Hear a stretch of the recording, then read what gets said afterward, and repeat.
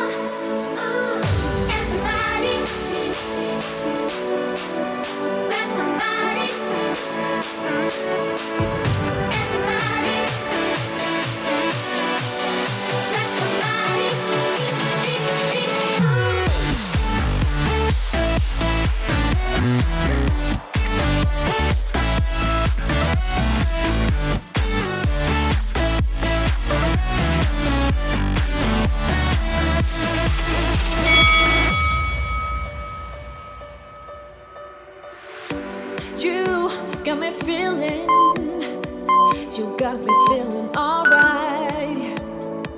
Whenever I'm around you, baby, you make me feel so